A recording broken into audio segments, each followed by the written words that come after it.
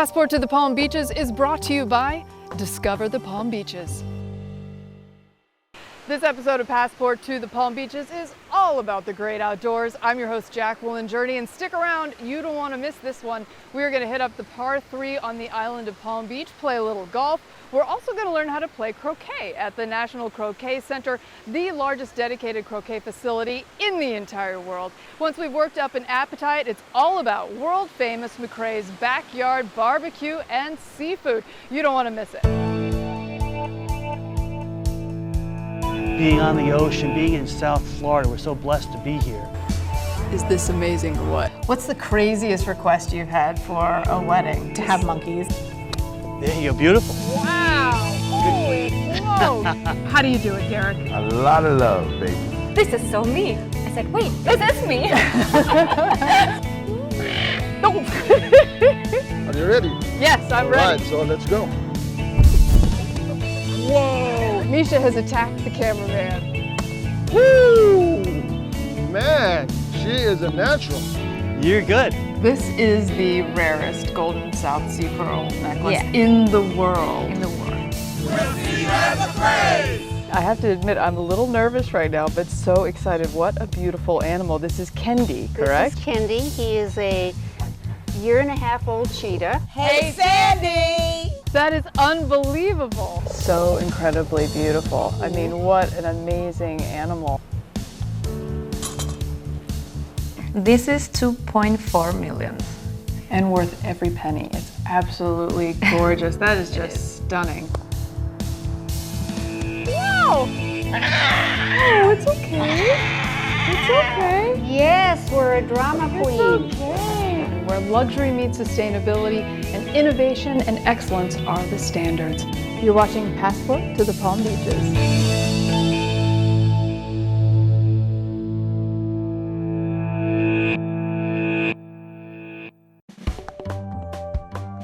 Passport to the Palm Beaches is brought to you by Discover the Palm Beaches.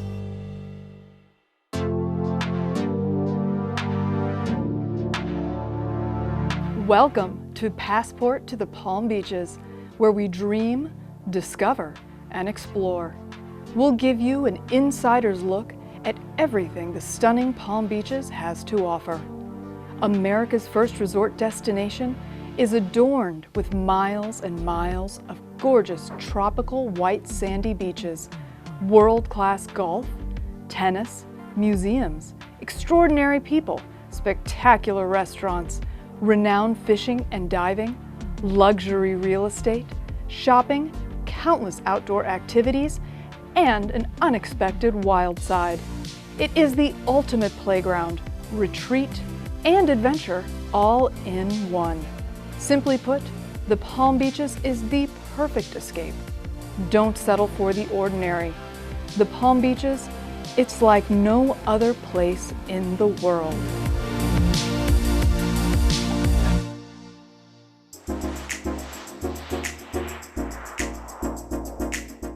You're tuned in to Passport to the Palm Beaches. I'm your host, Jacqueline Journey, and we are here at the gorgeous, spectacular par 3 on the island of Palm Beach, nestled perfectly between the ocean and the Intracoastal. We're here with Tony Chateauvert. You are the manager here, and you do an incredible job. I mean, give us a little bit of history on the course. It's very interesting.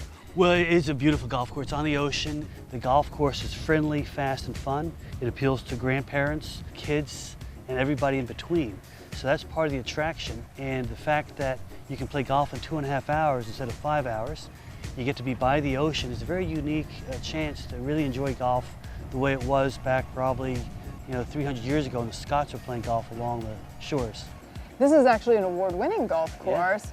Yeah. Best par 3 in the U.S., according to Golf Digest. We're in the top 3. We're in the top 3, and also top 50 most fun golf courses by Golf Digest. And that includes Pebble Beach and some of your famous real championship courses. We're in that list because it is a fun place to play golf. So we have a great instruction program, and this year we're breaking records as far as volume of lessons. We get some people that want to become better, or we get beginners too, and everybody else in between. Being on the ocean, being in South Florida, we're so blessed to be here. And the biggest secret about Florida is the summer times. Because here we are, it's July, it's still very nice. and the winter times are even better. So it's a great place to come work every day on the ocean, on golf. It's been the best job in golf I've ever had, and I've had a lot of them. Well, you brought up an interesting point, which is this is a municipal course, and they're not necessarily known for being the highest quality courses, Right. but this one is unbelievably well managed, Tony. Thank you. You did a gorgeous job. But it is open to the public, so that's very interesting. A lot of people think this is a private course just because it looks The so looks gorgeous. and feel of it, absolutely right. Well, when Raymond Floyd decided to lend his help back in 2008, 2009, and then we built this clubhouse we opened in 2014, it has the look and feel of a high-end private club. So I take great pride in taking my private club background and trying to treat everybody that comes to the doors as if they're VIPs. So they get exceptional service from the bag drop to the pro shop, to the driving range attendants, to the restaurant upstairs. So it gives you the look and feel of a private club or great resort at a municipal budget.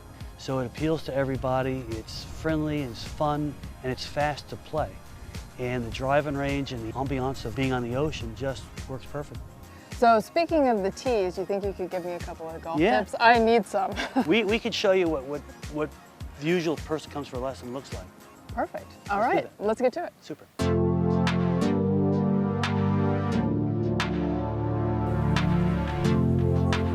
There you go, beautiful. Wow, holy smokes. That was actually dead straight and a perfect shot. So tell me, give me some good golf tips. Well, you know, number one, the golf swing can be the most overanalyzed, overtaught thing in the world. There's literally hundreds and thousands of books written on golf, and usually when people take a golf lesson, they play worse because they start becoming so self-aware and they get ball bound and they get rigid, they get stiff, and they start thinking of 500 things. If you drove your car like that, you'd have an accident every 5 feet. Right. So unfortunately with golf, you have to hit enough balls so it becomes almost second nature.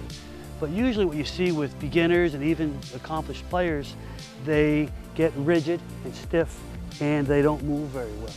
The more you try to do anything rigid and try to move body parts, and then when you hit a bad shot, you blame a body part. Oh, I picked my head up, my left arm wasn't straight, I didn't turn my hips. The reality of the whole golf swing is to swing the club and let the body react, and it should be a free and fluid motion. And if you just took a practice swing, Jacqueline, without a golf ball, and if you just go ahead and grip the club your way, and you loosen up a little bit, and you become aware of the weight of the club, and you start swinging the club back and forth, keep it going back, and let your body react, and let your feet move as you go back and forth, and keep it going, and you grow that back and forth, make a little bit longer swing, and all of a sudden, it's a free-flowing motion, and instead of that head staying down after the club swings past, let your head follow through and look out where the ball would go. So one of the biggest wives' tales, no disrespect to old wives, but is the head staying down. And some of your best players ever, Annika Sorenstam, David Duval, to name two, even before the club gets the ball, their head is going up and looking towards the target. So what do you think is the #1 mistake golfers are making in their game? Number one mistake is a combination of mistakes. It's usually invariably when I ask a student, they'll say, I'm trying to keep my head down, my left arm stiff, turn my hips, shift my weight, and they have so many swing thoughts they can't possibly function. And so one of the things that we always try to get all my instructors is trying to get that fluidity in people's swing, and that starts with grip pressure, having the right grip, having your hands on the club, and having relaxed muscles so the club and the arms can swing, and that allows the shoulders to move and allows the swing to start really from the ground up. Awesome. So anybody who wants to come over to the par 3, get a few lessons, Yeah. play a few rounds of golf, where do they need to go? golfontheocean.com, and you can book a tee time online, and you can also sign up for lessons. All right, guys, stick around for more Passport to the Palm Beaches. Best one. Awesome. You're good. Palm Beach Par 3 has been a huge part of my life since I grew up down here in South Florida. It's been kind of a staple of Palm Beach County. People from all over the world know it because of what it's turned into thanks to Raymond Floyd. Great people and staff and great golf course for any golfer. Just like a great vibe, you know, it's right on the beach, kind of a vacation vibe and a beautiful place, so I really like it a lot.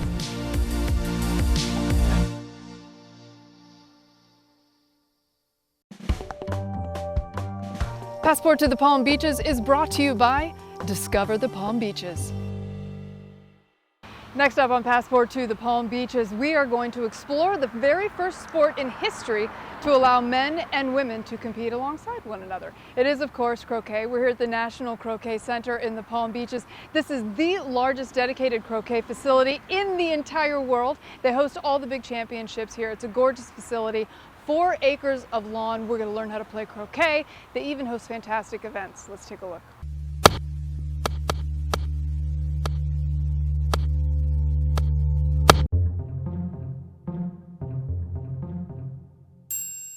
You're tuned into Passport to the Palm Beaches. I'm Jacqueline Journey, and we're here at the gorgeous National Croquet Center with Thomas Tibby. So nice to meet you. Nice to meet you. And thank you so much for having us. Now, you are on the board of directors here, is that correct? That's correct, yes. And how did you first get involved with croquet? Well, I had a friend try to introduce me to it because he loved it. And so I came over to try it, and I'm addicted now. I can't imagine living someplace that doesn't have croquet. Earlier we were talking about some of the benefits of croquet and what sort of differentiates it from some of the other sports, and you said something very interesting about the strategy behind the game and what made it a little more fun than some other sports. Most sports you're trying to do better than your opponent, but croquet is one of the only sports I know of where you actually try to put your opponent at a disadvantage, put their ball someplace where it's hard for them to use or knock them away. And so it's kind of a nasty little game in a way, and a lot of people respond to that. Well, there's no better place to play croquet. Tell us a little bit about the National Croquet Center. Well, this is the largest croquet facility in the world. There are basically 4 different games that are common in the United States. And a game called association croquet, which is what the rest of the world plays. But we then, in America, invented our own little version of it. So we have a game called American 6-Wicket Rules. And that's what's played here. The game that most people say, oh, I used to play croquet as a kid, that's a game called 9-Wicket, and that's backyard croquet. They do some of that here too. And then they play a game called golf croquet. You hit your ball and then your turn's over, the next person plays. But it's a very social game, and it's one of the fastest growing games in the country. The thing that is somewhat unique also about croquet is it's the only sport that I know of that men and women compete nationally together. The fact that a man is taller or stronger doesn't much matter. It's skill and strategy, and women play just as well as the men.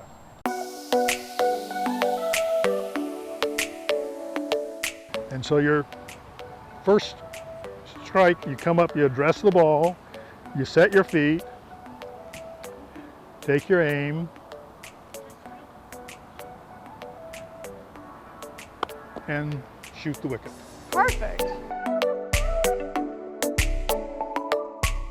So excited to be here at the National Croquet Center today in the Palm Beaches with the pro, Sharif. Now, I've heard some pretty impressive things about you, Sharif. You want to give us a little history about your dominance in croquet? Hi, Jackie. Welcome to the National Croquet Center, and thank you for visiting.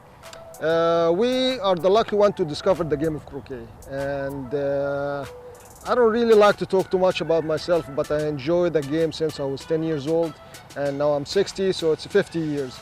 That tell you that it's very addictive when you get to this sort of activity. We have 4 balls and 6 hoops, and basically 2 balls against 2 balls, and it's a race to who gonna score hoops first before the other. Are you ready? Yes, I'm ready. All right, so let's go.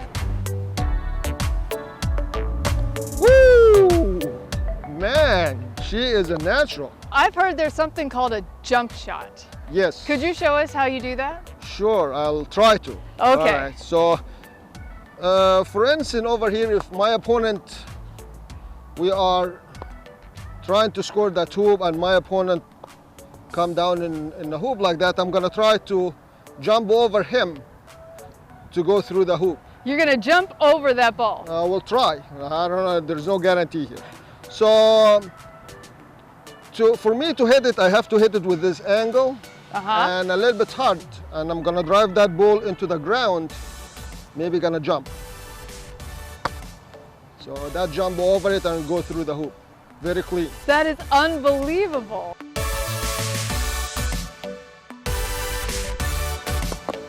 Woo, nice shot.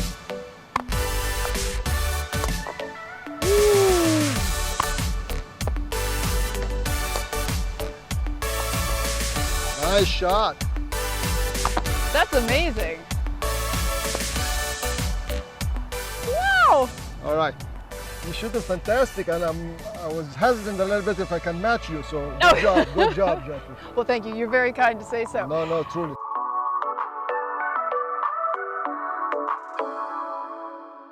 We're here with Marie Sweetser, General Manager of the fantastic National Croquet Center. Welcome, Marie. Thank you so much for having us today. Oh, thank you very much for coming. This must be a dream to work here. It's really just so gorgeous. It is. The place is not only gorgeous, but everyone has fun when they come here. And that's the main thing of it, is having fun. Something you notice right away being here, it's not only the croquet, of course, and the sport and the fun and the competitiveness, which is always a bonus, but there really are some tremendous friendships here. Oh, yeah. And not just because of the events and things, but whether you want to take a lesson or play in a league or maybe host a wedding or a dinner party. This is such a gorgeous place, and you even have an amazing caterer, Sandy James, who is very well known. Yes, I know. I've gained weight.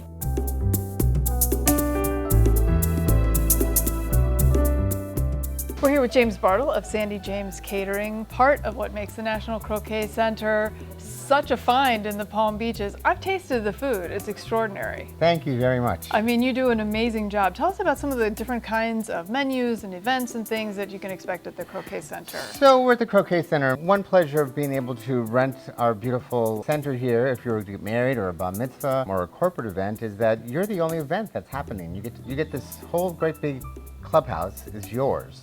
So if you want to hang things from the ceilings or bring dancers in or whatever the whim may be, it's all up to you. It's like hosting a party at your own mansion. It's like hosting a party at your own mansion where you don't have to clean up the mess afterwards. Whether you're hosting a dinner party for 20 or a wedding for a couple of hundred, this is the place you want to be. It is so gorgeous. You can play croquet, bring your friends, bring your family, delicious food, and a wonderful, friendly atmosphere. Again, the largest dedicated croquet facility in the entire world. Just one more fantastic reason to visit the Palm Beaches.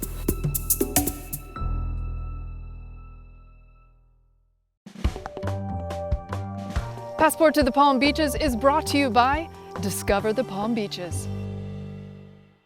You're watching Passport to the Palm Beaches. I'm your host, Jacqueline Journey. I'm so excited today because we are at world famous McCrae's Backyard Barbecue and Seafood. They are so good.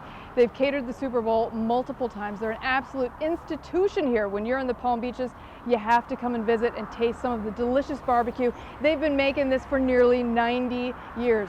Let's head in and meet Derek McCrae. How do you do it, Derek? A lot of love, baby.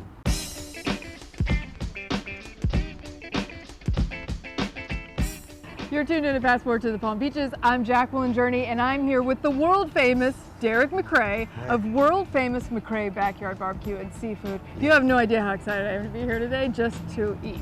Oh my God. It's going to be so good. Yes. But more important than just the great food, your family is such a part of the Palm Beaches history and has played such an important role. Can you tell us a little bit about how your family got involved in the community and into barbecue? It goes back a long, long time. My great-great-grandfather brought Henry Flagler here. My father was a great community activist here during the Martin Luther King era. You know, he's done so much as a bridge named after him. My great-grandfather was the first black sheriff officer here. So we've been entrenched in this community for well over 100 years now. And so now here I am. I'm sure he's very proud. Yes. And of all that you've accomplished, and even bringing McCrae's Barbecue to the Super Bowl multiple times. What was that like the first time when you found out you were going to be catering the Super Bowl? It's hard for me to even say what the feeling was. It was so euphoric. It was something that I'm like, whoa. I told my dad, I said, guess what? We're doing the Super Bowl. It was almost like a Cinderella story. It was crazy. That's so incredible. Now tell us a little bit about your special flavors. Floridian, I think you call it. Yeah. Well, the Floridian flavor, it comes from my mom having some Bahamian background and my dad coming from Georgia, and the fusion of the barbecue and the seafood bring out the Floridian flavor, which is the cracked conch, the conch salad, the fish, the red snapper, the pigeon peas and rice. Then when you get to the American side, the true down-home Florida side, you got the ribs, you got the beef brisket, you got the chicken, you got the pulled pork, the collard greens, the mac and cheese, and the baked beans and all that stuff. And that's how we come up with the Floridian flavor. This is Floridian. This is us. This is true South Florida. That's right.